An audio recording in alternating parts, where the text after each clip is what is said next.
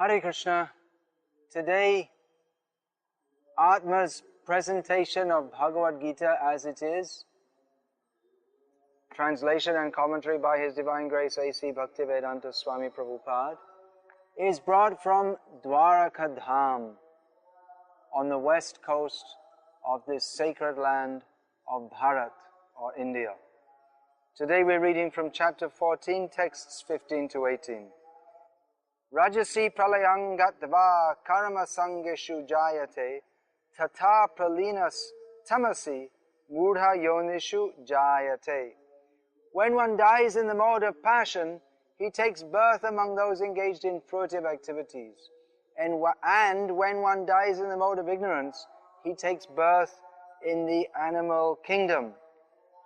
So here in the purport, Srila Prabhupada makes a very important point that many people, although they accept that we take birth again after we die, what is called in English reincarnation, they're under the impression that we must go to another human form of life.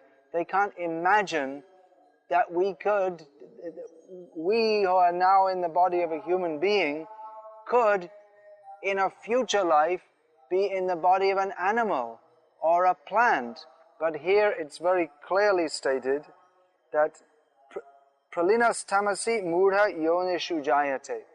Those who die in the mode of ignorance take mudha yoni, means in the animal species, or actually one can take birth as a plant also. The thing is that we are so much accustomed to thinking, I am this body, that we presume that even if we are to get another body, it must be a human body, but there's no guarantee. It depends on our consciousness. Yang yang vapi smaram bhavam tyajante kalevaram tam tame vaite kauntaya sadatad bhava bhavitaha. According to one's consciousness at the time of death, one gets a suitable body. So if one has developed doggish consciousness, then one gets the body of a dog. Or according to one's activities and consciousness. Just like nowadays it's considered something quite normal or acceptable for people to go naked. To show this pornography business is huge. They developed the internet for exchange of knowledge, but the main thing that is on the internet is pornography. So people who stand naked, which is actually uncivilized, the result is that they get the form of a tree. Your next birth will be that of a tree, which as a punishment you have to stand naked in the sun, the rain, the wind, the cold. So this is a result of activities in the mode of ignorance lead to birth in the mode of ignorance. The tamagun means the mode of ignorance, and birth in the plant species, the animal species, where one's consciousness is so much covered that there's no possibility of understanding any higher knowledge. That is guaranteed. So the mode of ignorance is very, very dangerous. In human life, having got this human life, one should cultivate higher knowledge, knowledge of the self, knowledge of God. One should study Bhagavad Gita as it is. That is sattva gun. Sattvang sanjayate jnanam. The sattva gun, sattva means, Prabhupada translated as the mode of goodness. Sattva gun, sattva means existence. So in sattva gun, one should cultivate knowledge of what is the nature of our existence. Otherwise, rajogun, we're simply interested in increasing our bank balance, getting more and more sensual enjoyment. And in tamagun, one is simply gross, and one has to descend into lower species. Text 16. Karamana sukritasyahu satvikam nirmalang palam rajasastu palang dukam agyanang tamasah palam. The result of pious action is pure and is said to be in the mode of goodness. but action done in the mode of passion results in misery, and action performed in the mode of ignorance results in foolishness. Now, here is a crucial point to be understood. If people in modern civilization could understand this, it would make a tremendous and highly beneficial change, because the whole of modern civilization is going on according to the mode of passion and ignorance.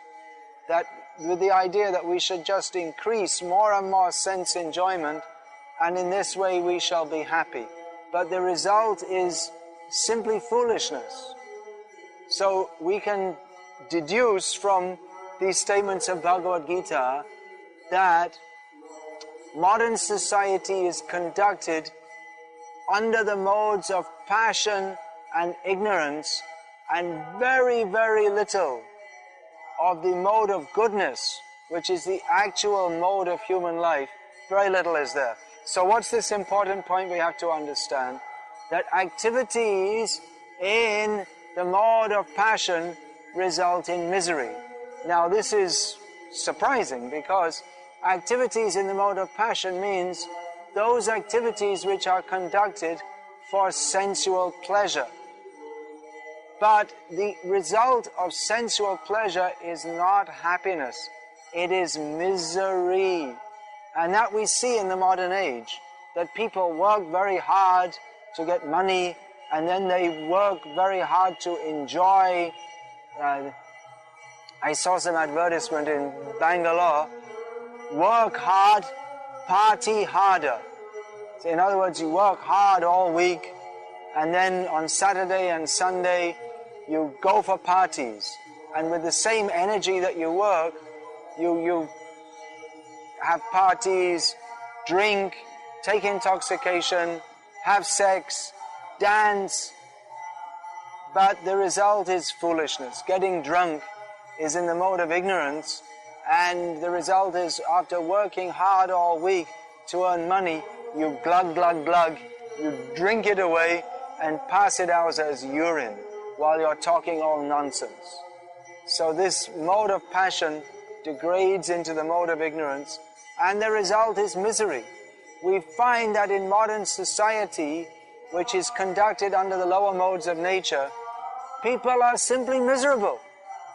They're not happy. Who's happy? I'm looking over this Dvaraka city. Of course, Dvaraka is a little different, because Dvaraka is the abode of the Lord.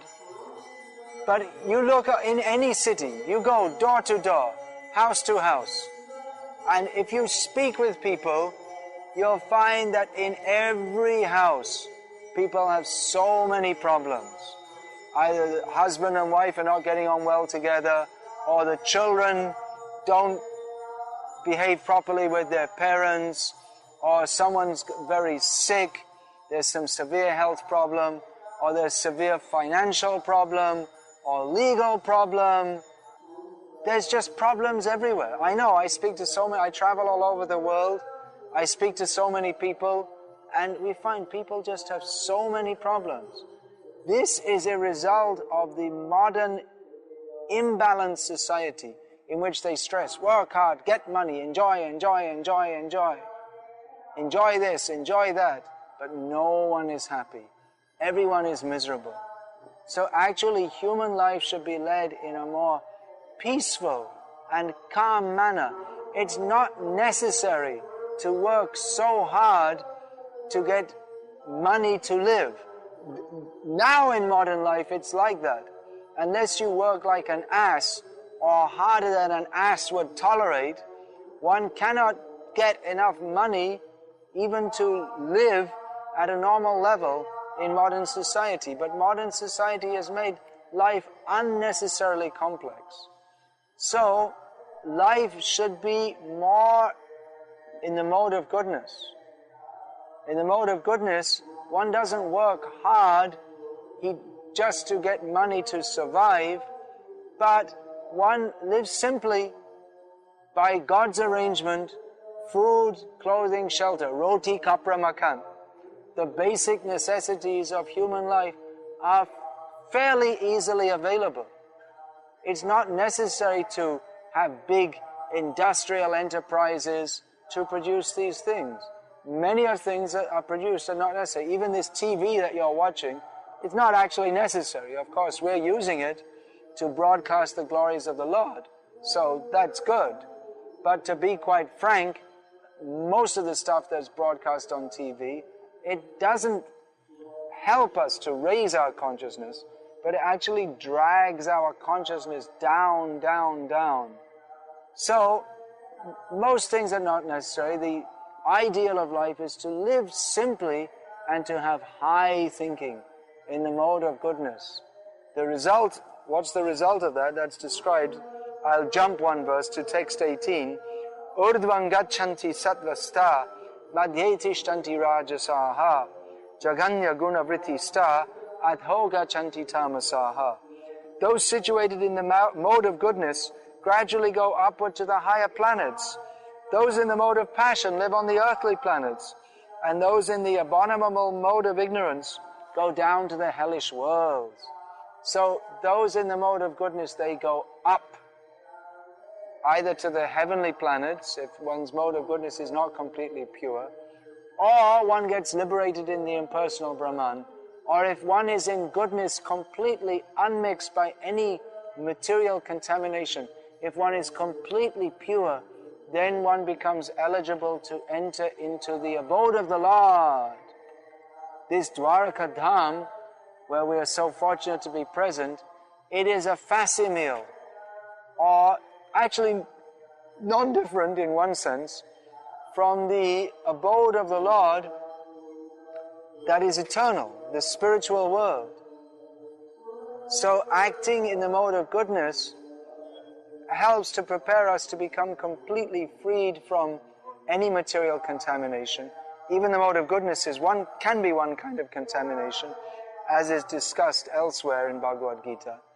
In other words, if one identifies with any material mode, even the mode of goodness, that is a material contamination. But when one identifies wholly and solely with Krishna, then one becomes eligible to enter the spiritual world. And if one acts in the mode of passion, then he takes birth on the earth planet. And if one is in ignorance, as most people in modern society are, even though they may be highly educated from the material point of view, but they are ignorant that there is a goal of life, not to speak of what it is. They're ignorant that we are spirit soul. They're ignorant that of our relationship with Krishna, the Supreme Personality of Godhead. Even they produce big newspapers with so much news and analysis, and they're highly informed, but they are not informed of the purpose of life. Therefore, they are cultivating ignorance, simply ignorance. We can say that most people in the modern age, they are simply learned fools. PhD, MSc means learned idiot. They have got so much knowledge, but they do not have the knowledge which is most essential. That knowledge which frees us from birth and death. And they're very proud of being a big learned ass. They have these special hats for university graduates. You can put the hat on a donkey, because the university degree is a certificate that they can take which gives them the eligibility to work hard like a donkey, to earn money so that they can eat and sleep and be no more knowledgeable of the actual purpose of life than a donkey or a pig or a dog. So, this knowledge of Bhagavad Gita, this is required to bring people minimally to the human platform. Without this knowledge of who is God and our relationship with Him, then we simply prepare ourselves to enter the animal species, and practically so-called civilized man is nothing more than a big animal. He doesn't have any higher thought. And therefore, although they speak of peace and goodness and kindness and compassion and humanitarianism and altruism, They're producing big bombs and bombing each other and terrorism, and the food they eat is contaminated by chemicals because they think they can improve on what God has given us. And there are so many defects in human society which all arise from ignorance of our actual purpose in life. So Krishna, the Supreme Personality of Godhead, is here analyzing these three modes of material nature so that we can gradually rise above them. Verse 17, I skipped over this, let's go back. Sattvad sanjayate jnanam rajaso lobha evacha pramada moho tamaso bhavato jnanam evacha. From the mode of goodness, real knowledge develops. From the mode of passion, greed develops. And from the mode of ignorance, develop foolishness, madness, and illusion. Yeah, so that point I was making, that sattva gun, the mode of goodness, gives rise to real knowledge.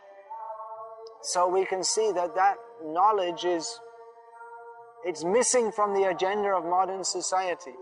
They have so many departments in the university, so many subjects to teach at school. Here in India we see little children going to school carrying huge piles of books. So many things they have to cram into their little heads. But the most important knowledge of all, we're not saying that material knowledge is wholly meaningless. As long as we're in this material world, obviously we need to cultivate some knowledge of it. But the most important knowledge that we do not belong here to this material world. We're not part of this world. We are eternal, Satchidananda, eternal, full of knowledge and bliss, spirit souls, part and parcel of Krishna. This is the meaning of ATMA, that we are spirit souls. This knowledge, if we act in the mode of goodness, it gives rise to that knowledge. But instead, in modern society, what's going on? Rajaso lobha evacha. Instead of promoting the knowledge that gives rise to actual happiness, instead of promoting that knowledge, they're simply promoting greed. Advertisement means promote our greed. We don't have a desire for some product, but they plant the desire. You require this, buy this. So in this way we become greedy. We want more and more and more. Lust or calm, material desire, when that becomes intense, that we desire so many different things, that becomes lobha, greed. This is the condition of rajagun, or the mode of passion. So this is most prominent in human society at the present time. Consumer society means to promote desire. More, more, more, more, better, new. You'll see on the advertisement, they're always promoting better, new. They're selling the same product. You already bought it once and you thought, well, it wasn't that good. But now they're promoting better. Oh, okay, it wasn't so good before, but now we made it better, new. It's the same damn soap powder, and it doesn't make you happy. And they promote, buy this soap powder, you'll be happy. You can eat soap powder and carry it around in bundles with you. Soap powder doesn't make you happy, but they have to make you greedy. Buy this soap powder. So they put the advertisement. So the consumer society promotes lobha and tama, ignorance. It makes you a damn fool. Fashion. Promoting fashion means to promote foolishness. And people, they're very proud. I'm wearing the latest fashion. But this fashion means a certificate that I am a damn fool number one. Because it's advertised, you should wear jeans like this. Therefore people buy it, which shows that my mind is easily influenced by the idiotic advertisement. And I want to be like every other idiot who's wearing this particular kind of jeans. So I very proudly wear the jeans and this kind of t-shirt and this kind of watch and have my hair styled in this way, which just proves that I am an idiot. So, in the absence of sattva gun, or actual knowledge of the purpose of life, then lobha, greed, which is symptomatic of the mode of passion, that is promoted, and with passion comes ignorance. So modern society is dedicated to destroying all higher knowledge, just to simply promote the lower modes of nature. Even if they have religion class in school, or they say, yes, we accept all religions. But that is simply another symptom of their ignorance, that the so-called religions, they don't know, they don't have actual knowledge of who is God. They may talk of God, but they have no actual knowledge of who is God. And thus, they promote some idea of God being our order supplier. Here's my shopping list. I've got a bad back. God, you have to mend it. I don't have enough money. God, give me some more money. So we present our shopping list that God, His job is our order supplier. So our approach to God is simply based on ignorance. We don't know who He is. And therefore we say that God has no name, no form. All He's doing is providing our material desires, fulfilling our material desires. So these religions that are based on ignorance and passion, they don't give rise to sattva gun. They don't give rise to goodness. They're simply based on envy. And thus they come up with absurd propositions that eating meat is also very good. That's part of our religion, that we should eat meat, and this is all very religious. They have religious ways of killing. They're very particular. No, we cannot eat this meat. We can only eat meat from animals that have been killed in a religious way. But there's no way to slaughter animals in a way that is pleasing to God. In Scripture, that may be allowed because people are on a very low level. But that doesn't mean that it's God's desire. So let us come to the mode of goodness by understanding Bhagavad Gita as it is, and go beyond that and go to Krishna. Hare Krishna. The ancient wisdom that you have just heard is contained in the publications of the Bhaktivedanta Book Trust.